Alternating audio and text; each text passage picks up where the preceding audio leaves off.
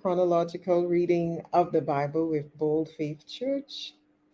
I am Vina Henry, the director of Bold Life Groups, and today is day 149 of our reading. Today we'll be reading 1 Kings chapter 1 to 2, and then Psalms 37, 71, and 94. Let's get into the reading. King David was now very old, and no matter how many blankets covered him, he could not keep warm.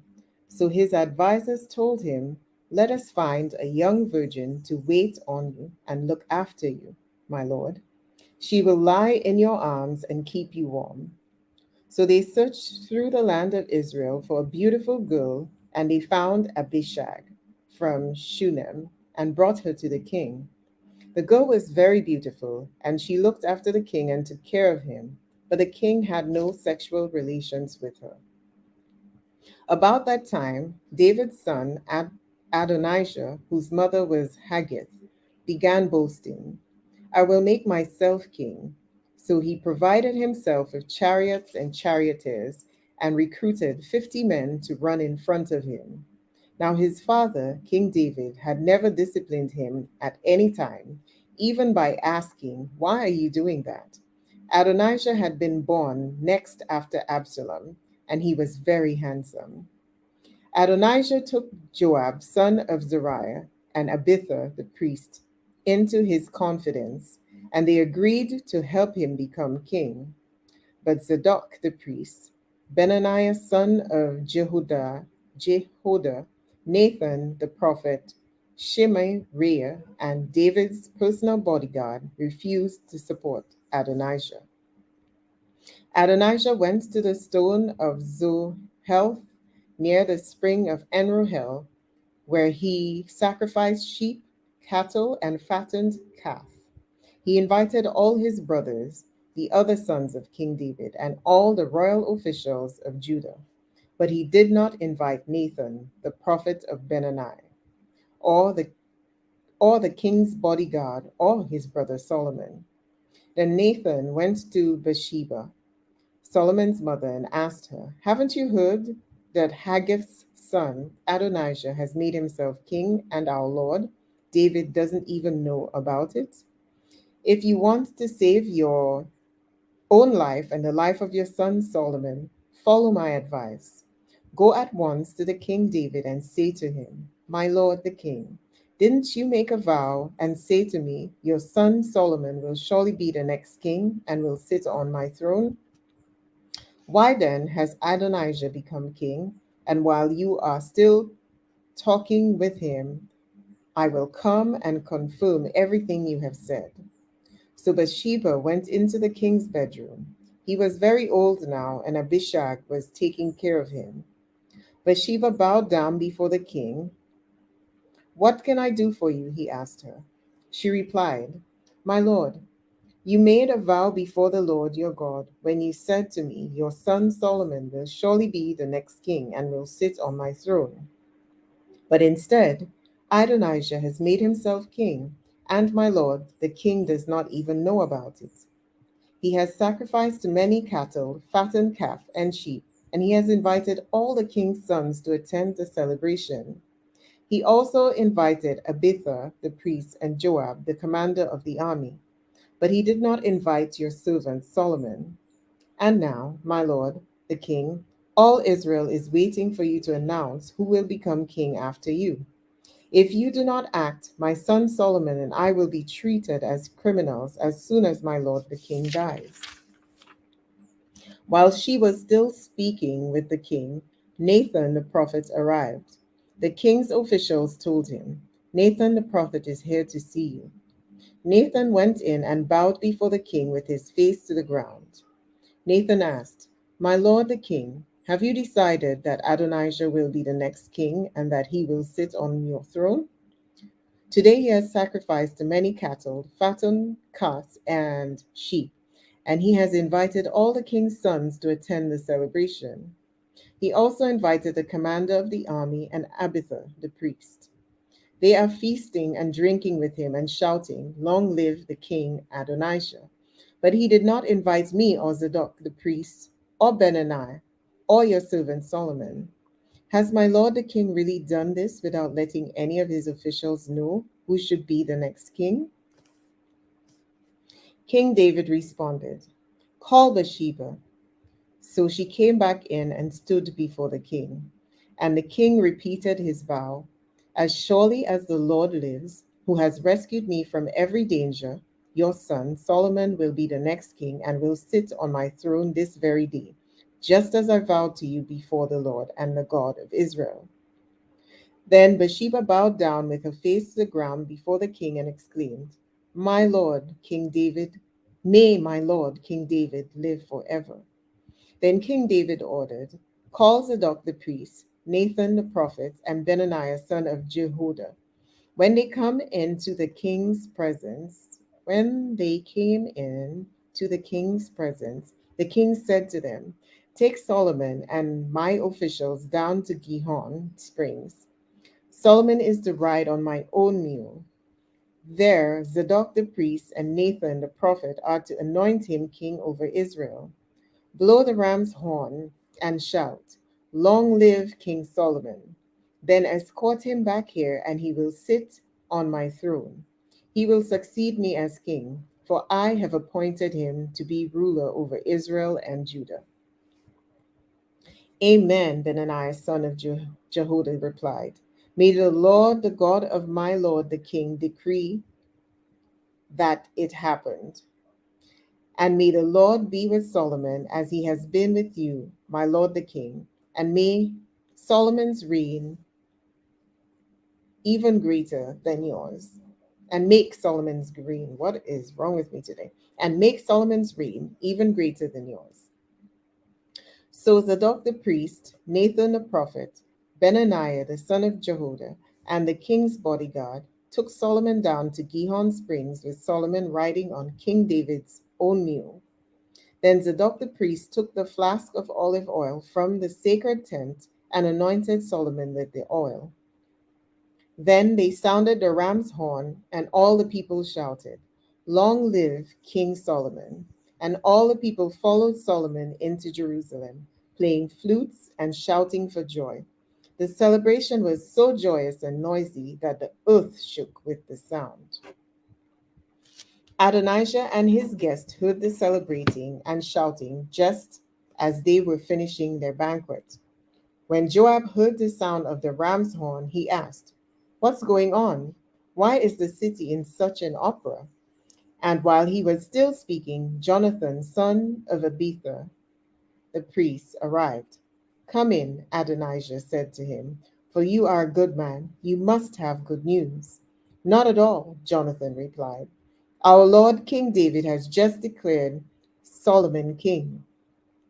The king sent him down to Gihon Springs with Zadok the priest, Nathan the prophet, and Benaniah son of Jehoiada, protected by the king's bodyguard. They had him ride on the king's own mule, and Zadok and Nathan have anointed him at Gihon Springs as the new king. They have just returned, and the whole city is in celebration and rejoicing. That's what all the noise is about. What's more, Solomon is now sitting on the royal throne as king, and all the royal officials have gone to King David and congratulated him, saying, May your God make Solomon's fame even greater than your own, and may Solomon's reign be even greater than yours. Then the king bowed his head in worship as he laid in his bed, and he said, Praise the Lord, the God of Israel, who today has chosen a successor to sit on my throne while I am still alive to see it. Then all of Adonijah's guests jumped up in panic from the banquet table and quickly scattered. Adonijah was afraid of Solomon, so he rushed to the sacred tent and grabbed onto the horns of the altar. Word soon reached Solomon that Adonijah had seized the horns of the altar in fear, and that he was pleading, Let King Solomon swear today that he will not kill me. Solomon replied, If he proves himself to be loyal, not a hair on his head will be touched. But if he makes trouble, he will die. So King Solomon summoned Adonijah, and they brought him down from the altar. He came and bowed respectfully before King Solomon, who dismissed him, saying, "Go home." Chapter 2. As the time of King David's death approached, he gave his charge to his son Solomon. "I am going where everyone on earth must someday go. Take courage and be a man. Observe the requirements of the Lord your God and follow all his ways. Keep the decrees, commands, and regulations and laws written in the law of Moses so that you will be successful in all you do and whatever and wherever you go. If you do this, then the Lord will keep the promise he made to me. He told me, if your descendants live as they should and follow me faithfully with all their hearts and soul, one of them will always sit on the throne of Israel." And there is something else. You know what Joab, son of Zeruiah, did to me when he murdered my two army commanders, Abner, son of Ner, and Amasa, son of Jether. He pretended that it was an act of war, but it was done in a time of peace, staining his belt and sandals with innocent blood. Do with him what you think best, but don't let him grow old and go to his grave in peace. And remember Shimei, son of Gur, the man from Bahurim in Benjamin. He cursed me with a terrible curse as I was fleeing to Mahamin. When he came down to meet me at the Jordan River, I swore by the Lord that I would not kill him. But that oath does not make him innocent. You are a wise man, and you will know how to arrange a bloody death for him. Then David died and was buried with his ancestors in the city of David. David had reigned over Israel for 40 years, 7 of them in Hebron and 33 in Jerusalem. Solomon became king and sat on the throne of David his father, and his kingdom was firmly established. One day, Adonijah, whose mother was Haggith, came to see Bathsheba, Solomon's mother. "Have you come with peaceful intentions?" she asked him. "Yes," he said, "I come in peace. In fact, I have a favor to ask of you." "What is it?" she asked. He replied, "As you know, the kingdom was rightfully mine. All Israel wanted me to be the next king, but the tables were turned and the kingdom went to my brother instead. For that is the way the Lord wanted it. So now I have just one favor to ask of you. Please don't turn me away." "What is it?" she asked. He replied, "Speak to King Solomon on my behalf, for I know he will do anything you request. Ask him to let me marry Abishag, the girl from Shunem." "All right," Bathsheba replied. "I will speak to the king for you." So Bathsheba went to King Solomon to speak on Adonijah's behalf. The king rose from his throne to meet her, and he bowed down before her. When he sat down on his throne again, the king ordered that a throne be brought for his mother, and she sat at his right hand. "I have one small request to make of you," she said. "I hope you won't turn me down." "What is it, mother?" he asked. "You know I won't refuse you." "Then let your brother Adonijah marry Abishag, the girl from Shunem," she replied. "How can you possibly ask me to give Abishag to Adonijah?" King Solomon demanded. "You must as well ask me to give him the kingdom. You know that he is my older brother and that he has Abithar the priest and Joab, son of Zeruiah, on his side." Then King Solomon made a vow before the Lord. "May God strike me and even kill me if Adonijah has not sealed his fate with his request. And the Lord has confirmed me and placed me on the throne of my father, David. He has established my dynasty as he promised. So as surely as the Lord lives, Adonijah will die this very day." So King Solomon ordered Benaiah, son of Jehoiada, to execute him. Wow. And Adonijah was put to death. That is interesting. Then the king said to Abiathar the priest, "Go back to your home in Anathoth. You deserve to die, but I will not kill you now, because you carried the ark of the sovereign Lord for David my father, and you shared all his hardships." So Solomon deposed Abiathar from his position as priest of the Lord, thereby fulfilling the prophecy the Lord had given at Shiloh concerning the descendants of Eli. Joab had not joined Absalom's earlier rebellion, but he had joined Adonijah's rebellion.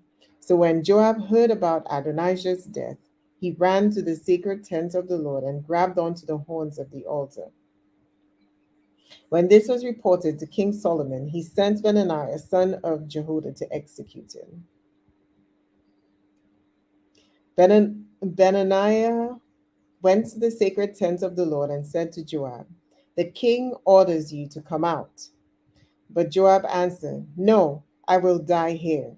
So Benaiah returned to the king and told him what Joab had said. "Do as he said," the king replied. "Kill him there beside the altar and bury him.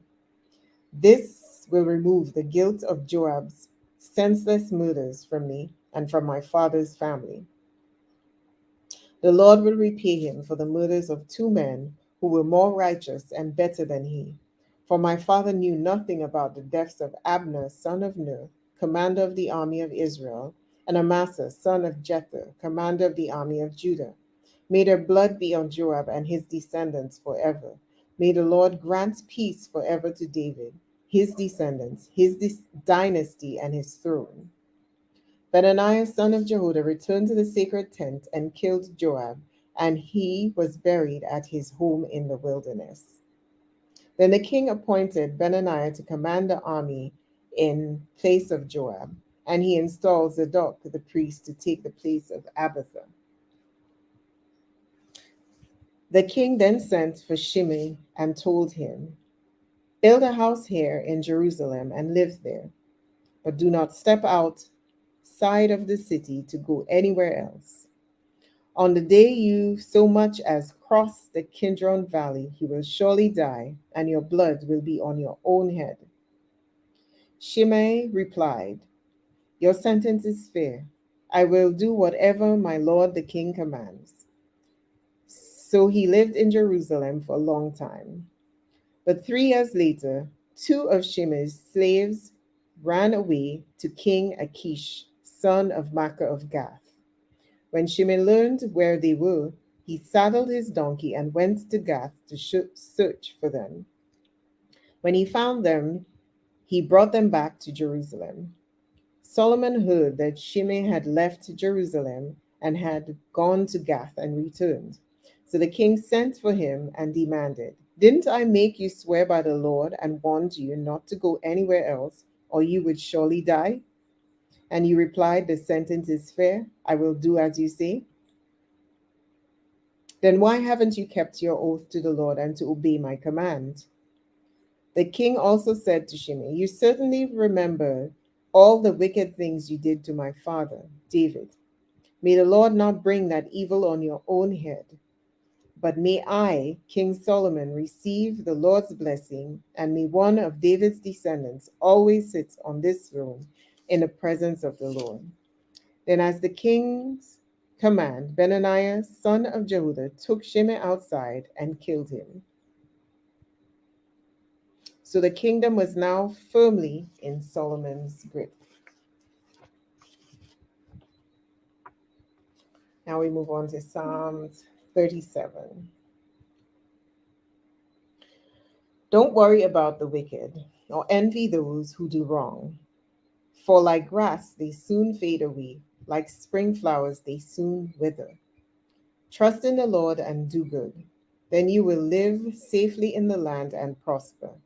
Take delight in the Lord, and he will give you your heart's desire. Commit everything you do to the Lord. Trust him, and he will help you. He will make your innocence radiant like the dawn, and the justice of your cause will shine like the noonday sun. Be still in the presence of the Lord and wait patiently for him to act. Don't worry about evil people who prosper or fret about their wicked schemes. Stop being angry. Turn away from your rage. Don't Do not lose your temper. It will only lead to harm, for the wicked will be destroyed, but those who trust in the Lord will possess the land. Soon the wicked will disappear. Though you look for them, they will be gone. The lowly will possess the land and will live in peace and prosperity. The wicked plot against the godly. They snarl at them in defiance, but the Lord just laughs. He sees their day of judgment coming. The wicked draw their swords and string their bows to kill the poor and oppressed, to slaughter those who do right. But their swords will stab their own hearts and their bows will be broken. It is better to be godly and have little than to be evil and rich.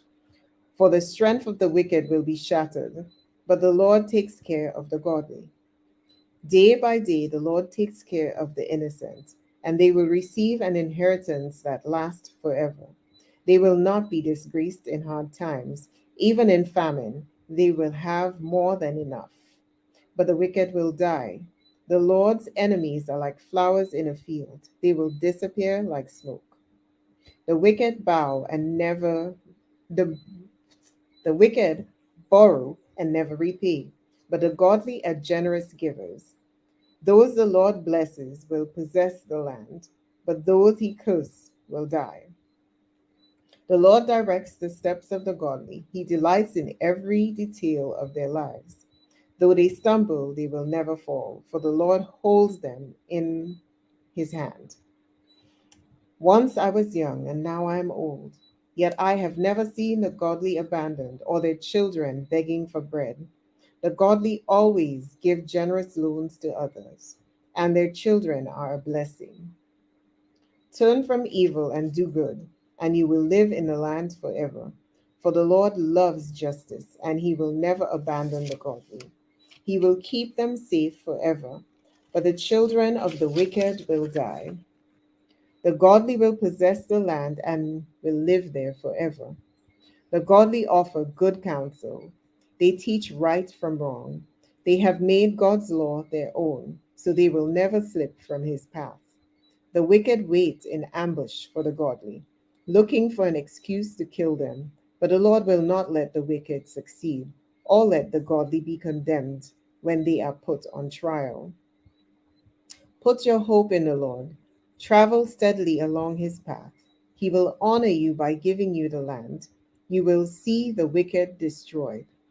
I have seen the wicked and the ruthless people flourishing like a tree in its native soil. But when I looked again, they were gone. Though I searched for them, I could not find them. Look at those who are honest and good, for a wonderful future awaits those who love peace. The rebellious will be destroyed. They have no future. The Lord rescues the godly. He is their fortress in times of trouble. The Lord helps them, rescuing them from the wicked. He saves them, and they find shelter in him. 71. O Lord, I have come to you for protection. Don't let me be disgraced. Save me and rescue me, for you do what is right. Turn your ear to listen to me and set me free. Be my rock of safety where I can always hide. Give the order to save me, for you are my rock and my fortress. My God, rescue me from the power of the wicked, from the clutches of cruel oppressors. O Lord, you alone are my hope. I trusted in you, O Lord, from childhood. Yes, you have been with me from birth. From my mother's womb, you have cared for me. No wonder I am always praising you. My life is an example to many because you have been my strength and my protection. That is why I can never stop praising you. I declare your glory all day long. And now in my old age, don't set me aside. Don't abandon me when my strength is failing. For my enemies are whispering against me. They are plotting together to kill me. They say, God has abandoned him. Let's go and get him. For no one will help him now. O God, don't stay away. My God, please hurry to help me. Bring disgrace and destruction on my accusers. Humiliate and shame those who want to harm me. But I will keep on hoping for your help. I will praise you more and more. I will tell everyone about your righteousness. All day long I will proclaim your saving power, though I am not skilled with words. I will praise your mighty deeds, O sovereign Lord. I will tell everyone that you alone are just. O God, you have taught me from my earliest childhood, and I constantly tell others about the wonderful things you do. Now that I am old and gray, do not abandon me, O God. Let me proclaim your power to this new generation, your mighty miracles to all who come after me. Your righteousness, O God, reaches to the highest heavens. You have done such wonderful things. Who can compare with you, O God? You have allowed me to suffer much hardship, but you will restore me to life again and lift me up from the depths of the earth. You will restore me to even greater honor and comfort me once again. Then I will praise you with music on the harp, because you are faithful to your promise, O my God. I will sing to you with a lyre, O Holy One of Israel. I will shout for joy and sing your praises, for you have ransomed me. I will tell about your righteous deeds all day long, for everyone who tried to hurt me has been shamed and humiliated. And 94. O Lord, the God of vengeance, O God of vengeance, let your glorious justice shine forth. Arise, O judge of the earth. Give the proud what they deserve. How long, O Lord? How long will the wicked be allowed to gloat? How long will they speak with arrogance? How long will these evil people boast? They crush your people, Lord, hurting those who claim as your own, you claim as your own. They kill widows and foreigners and murder orphans. The Lord isn't looking, they say. And besides, the God of Israel does not care. Think again, you fools. When will you finally catch on? Is he deaf or made the one who made your ears? Is he blind, the one who formed your eyes? He punishes the nations. Won't he also punish you? He knows everything. Doesn't he also know what you are doing? The Lord knows people's thoughts. He knows they are worthless. Joyful are those you discipline, Lord, those you teach your instructions. You give them relief from troubled times until a pit is dug to capture the wicked. The Lord will not reject his people. He will not abandon his special possession. Judgment will again be founded on justice, and those with virtuous hearts will pursue it.